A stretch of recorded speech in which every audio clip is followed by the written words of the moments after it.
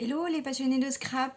Alors on se retrouve aujourd'hui comme promis pour réaliser des structures d'albums avec ceci.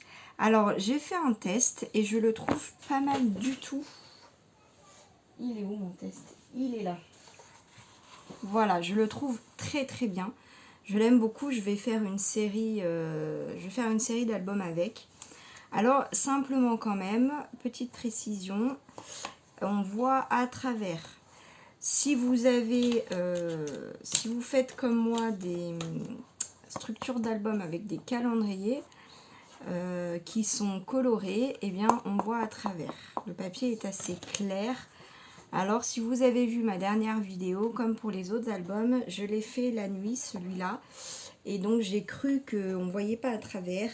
Mais voilà, le lendemain, à la lumière du jour, j'ai eu la jolie surprise, voilà.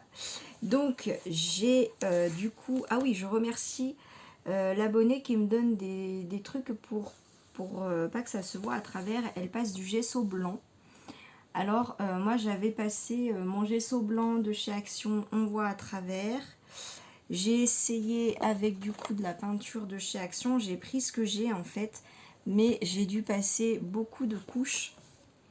Donc bon, là ça atténue suffisamment, ça se verra plus. Et puis je l'ai fait sur un autre album, mais en fait pourtant c'est le même calendrier. Je sais pas ce qui s'est passé. Le papier du calendrier a fait des petites bulles. Bon, c'était un peu, voilà, c'était vraiment pas terrible. Donc là, ça m'a pris. Alors, c'est vrai que si vous avez une peinture opaque ou un gesso opaque, c'est le top, vraiment, je trouve. Hein. Voilà, je trouve que c'est ce qu'il y a de mieux, effectivement, pour cacher les motifs qu'on peut avoir. Moi, du coup, je vais pas le refaire parce que ça m'a pris vraiment du temps. J'ai dû passer au moins 10 couches. Donc, vous comptez entre deux, en plus, le temps de séchage. Voilà. Donc voilà, pour gagner du temps, je vais, c'est ce que j'ai fait pour d'autres. J'ai pris un vieux bloc de chez Action où vous avez le dos des feuilles blanches. Ce sont des papiers que je n'utiliserai pas, qui sont trop... Enfin non, les motifs ne me plaisent plus. Ils m'ont plu quand je l'ai acheté, évidemment, il y a très très longtemps. Et voilà, là je sais que je les réutiliserai plus comme ça, mais pas de gaspillage. Je ne jette rien, je réutilise, mais d'une autre manière que celle qui était prévue. Donc ça m'a bien arrangé parce que pour cacher juste un motif sous un papier de couverture d'album, j'ai pas non plus envie de prendre du papier cher, vous imaginez bien.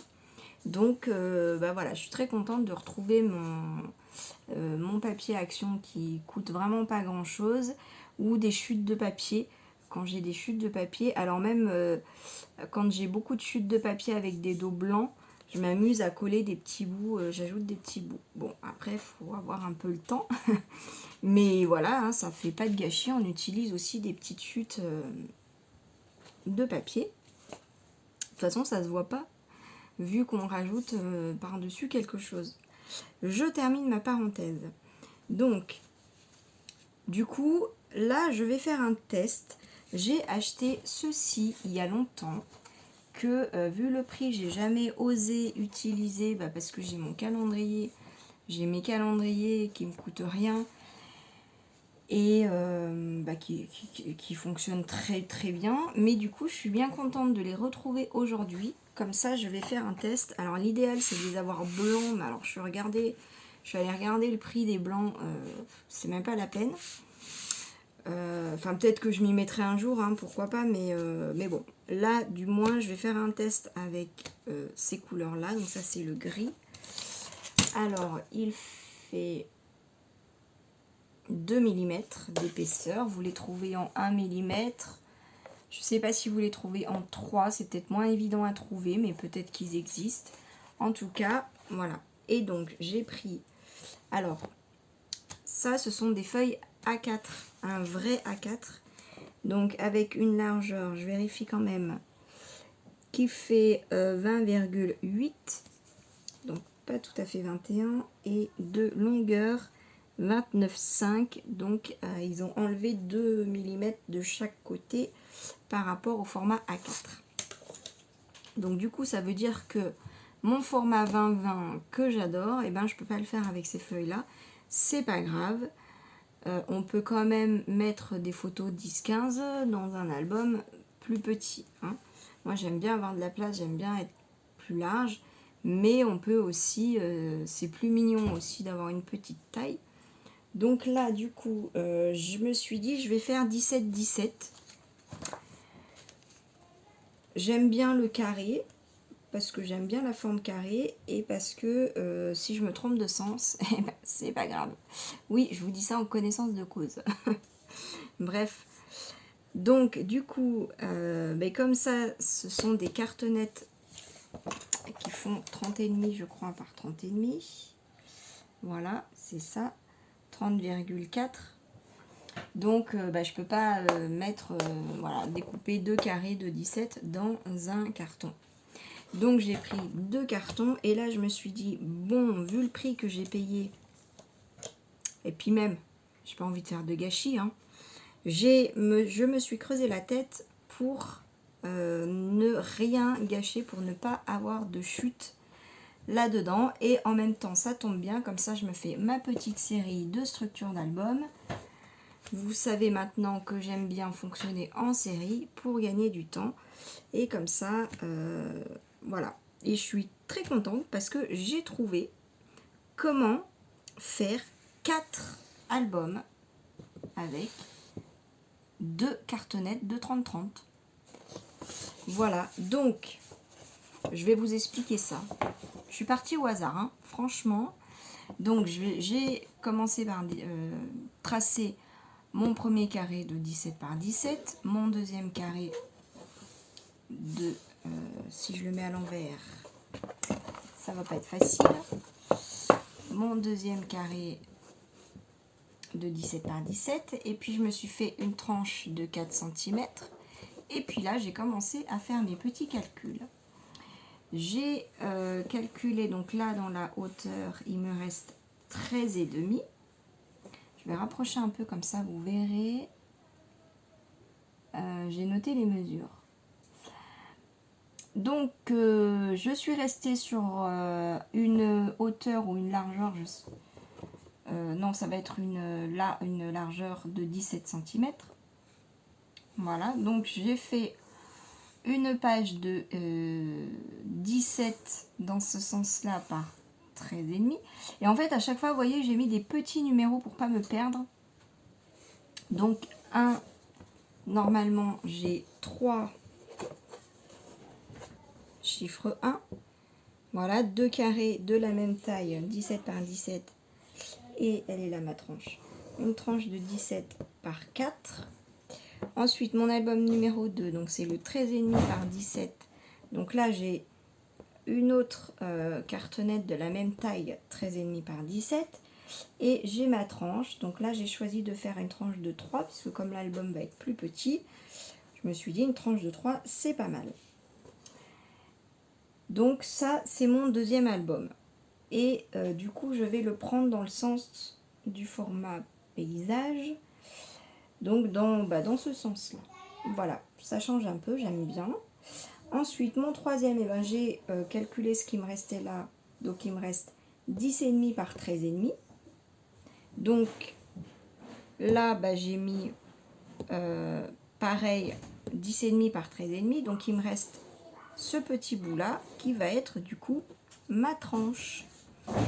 Il me restait du coup là ce petit carré là qui fait 9,5 par 17, et donc là je suis venue tracer mon autre rectangle de 9,5 par 17, et donc il me reste une tranche de 4 cm, et je me suis dit c'est parfait. Donc je suis très contente. Alors je vous fais un petit récapitulatif pour celles qui veulent noter. Donc sur la première planche, j'ai un premier carré de 17 par 17. Là, j'ai tracé mon trait tout le long pour avoir une hauteur de 17. Donc là, j'ai une tranche de 4 cm par 17 du coup. Et là, j'ai toujours ma hauteur de 17 et il me reste en fait une largeur de 9,5. En dessous, j'ai un rectangle donc de 17. Hein, là, je suis venue tracer mon trait tout du long aussi. Donc, il me reste 13,5. Là, ça me fait une tranche de 13,5 du coup par 3 pour mon troisième album. Et là, j'ai mon rectangle de 10,5 par 13,5. Je vais essayer de rapprocher pour vous laisser le temps de noter si vous voulez.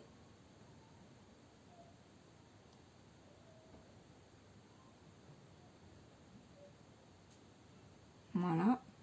Sinon, vous faites pause. Ah bah non, mince, je peux plus prendre de photos. Parce que si je fais pause et que je vais prendre une photo, bah je peux plus revenir à cette vidéo. Donc désolé. Vous pouvez revenir en arrière. Je vais essayer de passer tranquillou. Donc là, on retrouve le carré de 17 par 17. Donc le deuxième de l'album numéro 1. La tranche donc de l'album numéro 1. Donc là, vous voyez, j'ai fait pareil. J'ai tracé tout le long mon trait. Et là aussi, tout le long mon trait. Donc en traçant le carré de 17 par 17. Je suis allée jusqu'au bout à chaque fois. Donc là, ce qui me permet de faire 4 cm pour la tranche. Et là, il me reste un carré de 9,5 par 17, le deuxième rectangle de mon quatrième album. Là, j'ai ma tranche du coup de 13,5 par 3 pour mon deuxième album. Et mon rectangle de 10,5 par 13,5 pour mon troisième album. Alors, je vous mets comme ça. Je vous laisse le temps de noter. Si vous voulez, peut-être le plus simple serait de vous faire un petit croquis à main levée de ce que je vous montre et puis de prendre le temps de prendre les mesures tranquillou à la règle. Voilà. Ou alors vous faites des retours en arrière à chaque fois. Moi, c'est ce que je fais par flemme souvent de noter, mais c'est un peu chiant à chaque fois. Je fais 36 000 retours en arrière dans les vidéos, mais bon. Chacun sa méthode, faites comme vous voulez. Moi, j'essaye de prendre un peu le temps pour vous montrer tout ça. Si vous avez, en tout cas pour ceux qui ont envie de faire comme moi des albums, 4 albums à partir de 2 cartonnettes 30-30. Voilà. Vous voyez que je m'améliore parce qu'à chaque fois, en fait, on me demande les mesures. Donc là, je prends bien le temps de vous montrer tout ça. Donc là, c'est pas compliqué. Je prends ma règle que j'adore, métallique, avec un dos en liège. Ça glisse pas. Comme ça, je coupe au cutter. Donc là, je vais me mettre debout. Ce sera plus facile. Hop. Voilà. Donc là, j'essaye. Alors, j'ai des petites mains, mais bon, j'essaye d'écarter au maximum. J'appuie bien comme il faut. Et mon cutter, je le passe tranquillou. Pas besoin d'appuyer comme une dingue. Si on n'appuie pas fort, on passe plusieurs fois. C'est pas grave. Moi, je préfère passer doucement beaucoup de fois. Parce que, alors moi, c'est moi qui suis pas douée, mais quand j'appuie trop fort, c'est là que je glisse, que je dérape, que je fais des bêtises. Et éventuellement, je peux me faire mal aussi. Voilà, donc c'est pas grave, on peut passer 10 fois, 20 fois, 30 fois. Hein. Et donc là, je fais pas en une fois, vous voyez, je décale mon doigt pour terminer le petit bout, pour pas que ça glisse. Voilà, oui, par expérience. J'ai eu des expériences avec le cutter catastrophiques. Donc maintenant, au lieu de vouloir être trop pressé et que ça se termine en catastrophe, je prends mon temps. Finalement, c'est là que je gagne du temps. Voilà, donc je vous ai montré vite fait, rapidement ceci. Je mets pause, je découpe tout et on se retrouve après. Coucou. Alors là, je suis en train de terminer de découper ma cartonnette et je voulais vous faire une petite précision. C'est vrai que selon le cutter évidemment qu'on utilise, on passe plus ou moins 2 fois. Hein. Et je me souviens plus qui, mais je me souviens qu'il y a un certain temps, un abonné m'avait dit, oui effectivement si vous prenez votre cutter dans un rayon de bricolage, il va couper carrément mieux que le vôtre. Donc voilà, je vous transmets. Bon, moi je vais pas en racheter de sitôt parce que celui-là je l'ai acheté il n'y a pas longtemps. Je sais plus, je l'ai acheté dans un haul. Peut-être à Cultura. C'est un Maped. J'en suis très contente parce que le côté caoutchouc là est très ergonomique. La forme comme ça là est très ergonomique. Et puis je glisse pas, j'ai une bonne prise en main. Voilà, mais effectivement, c'est pas le cutter qui coupe le mieux du monde. Hein. Il coupe mieux que celui que j'avais avant, qui était très joli rose, que j'avais acheté sur un site de scrap, mais voilà, il coupait moins bien que celui-là. Mais effectivement, voilà, le prochain que j'achèterai, j'irai effectivement dans un rayon de bricolage. Et je me demande si l'abonné m'avait pas dit au rayon bricolage de Action. Ou alors peut-être qu'il se posait la question, est-ce qu'il y en a à Action? Enfin voilà, je sais plus, je vous livre voilà, comme ça selon mes souvenirs qui sont voilà, moyen. Donc on se retrouve avec du coup plein de petits bouts comme ça. D'où l'intérêt d'avoir noté des numéros. Voilà. Donc oui, des fois j'arrive à réfléchir un peu et à anticiper certaines choses, ça m'arrive. Heureusement d'ailleurs que de temps en temps ça m'arrive. Donc du coup je regroupe tous mes 1 ensemble. 4. Donc là on va voir si j'ai fait des erreurs ou pas. Donc 1. Hop. Nickel. Donc l'album numéro 1. Donc c'est le 17 par 17. Voilà, que j'ai en 2 fois. Et la tranche qui fait 4 par 17. Voilà. Ensuite, le numéro 2, c'est de 13,5 par 13,5. Donc, je les mets l'un sur l'autre pour voir si ils font vraiment la bonne dimension, si je ne me suis pas trompée. Donc, j'en ai 2. Voilà. Et j'ai ma petite tranche qui fait 3 du coup par 13,5. Voilà, donc ma tranche étant dans ce sens-là, et c'est un album qui va être dans ce sens-là forcément. Voilà, mon deuxième album. Mon numéro 3 du coup 10,5 par 13,5. Voilà, ça peut être mignon un petit album de cette taille-là. Donc évidemment qu'on ne mettra pas des photos 10-15, mais un format plus petit, surtout que tout ce qui est appareil photo, j'ai pas les noms, mais je sais qu'il y en a beaucoup qui ont des appareils photo qui impriment, et là c'est des toutes petites photos, ou des imprimantes portatives qui se connectent directement aux appareils photo. C'est des petits formats, donc pour les gens qui ont ça, je me dis c'est pas mal du tout. Donc oui, 10,5 par 13,5. Non, oui. Voilà, avec ma tranche. Donc, il va être debout, celui-là. Du coup, forcément. Ma tranche qui fait 3 par 13,5, pour rappel. Voilà. Et le dernier, le numéro 4. Voilà. Bon, ça va, je me suis pas trop trompée. Celui-là, il a un décalage, bon, allez, minuscule qui va pas se voir. Non, ça va. Donc, 9,5 par 17. Non, ça va. Pourquoi j'ai dit qu'il y avait un décalage? Non, c'est nickel. Voilà, donc j'en ai 2. Et j'ai ma tranche qui mesure 4 par 17. Donc celui-là aussi, il va être debout.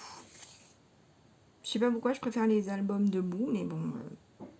Après, c'est pas parce que... Non, en fait, je dis des bêtises. Oui, ma tranche, elle est forcément comme ça, mais on peut l'ouvrir dans ce sens-là aussi. D'ailleurs, je vais en faire, je pense qu'un album qui va s'ouvrir dans ce sens-là. Ça change un peu, c'est pas mal. Voilà. Mes cartonnettes. Oui, petite précision, parce que là, j'ai fait ces cartonnettes pour réaliser avec du papier où on voit à travers. Donc, j'ai écrit au crayon de papier et je vais effacer au fur et à mesure que je fais mes albums. Parce que j'ai pas envie de prendre le risque que l'écriture, elle se voit à travers. Donc, je ne saurai jamais si ça se voit ou pas. Mais je vais bien vivre comme ça malgré tout. Parce que c'est pénible en fait. Quand on a fini la structure et qu'on voit à travers... bon, il y a toujours des stratégies pour cacher. Mais bon, là déjà... vous avez vu dans ma dernière vidéo, c'est ce qui m'est arrivé, donc bon, c'est pas grave, je vais trouver des trucs, mais voilà, si on peut éviter, on évite. Donc il faut pas que j'oublie de gommer. Voilà. Alors, je suis pas un génie, j'ai pas pris mes mesures comme ça. Voilà, j'ai justement pris mon critérium pour... j'ai fait des essais, des calculs, des tests, j'ai gommé, regommé, voilà, pour tomber sur là-dessus. J'ai fait un petit peu au pif, j'ai testé, ça m'a pris un petit moment. Voilà, mais je vous partage ça. Et vu qu'on est à 21 minutes, je pense que je vais arrêter ma vidéo là et que je vais l'appeler un truc du genre comment réaliser 4 albums avec 2 cartonnettes de 30-30. Voilà, je pense que c'est pas mal. Et du coup, vous l'aurez compris, je vais faire le tuto où je teste ce papier-là en direct avec vous. Pas tant pour vous faire le tuto. Enfin, le tuto, je sais qu'il y en a qui vont l'apprécier, mais comme il y en a déjà sur ma chaîne, c'était pas forcément le but. Le but aussi, c'est de voir en direct la qualité du papier, comment il réagit, voilà. Comme ça, vous verrez en direct, il se plie bien, il se colle bien, il adhère bien. Et vous, du coup, ça vous aidera à vous faire votre propre avis et ça vous donnera ou pas l'envie de utiliser ce papier-là pour vos structures d'album. Voilà. Donc moi, je continue. Je vous laisse là. Et puis, cette fois-ci, je ne vais pas oublier de vous lire une petite phrase. Je sais qu'il y en a qui apprécient. Ceux qui n'ont pas envie, ils peuvent passer à la vidéo d'après. Je fais des bisous à ceux qui partent. Et puis pour ceux qui restent... Alors, j'ouvre mon carnet là-dessus. Et cette phrase est tellement magnifique que je vous la lis. Le plus beau des cadeaux que m'a offert la vie, c'est ma famille. Après, il y a le scrap qui vient aussi, bien sûr. Mais voilà, le plus beau des cadeaux que m'a offert la vie, c'est ma famille. Et voilà, c'est exactement ce que je pense. Ça guide toute ma vie, c'est ma famille. Et puis après, ma passion. Et c'est pour ça que je me suis appelée d'amour et de scrap. Voilà. Je vous fais plein de bisous. Je vous envoie plein d'amour. Amusez-vous bien. Faites-vous plaisir. Profitez des bons moments. Et puis je vous dis à très vite du coup pour le tuto. Bisous, bye.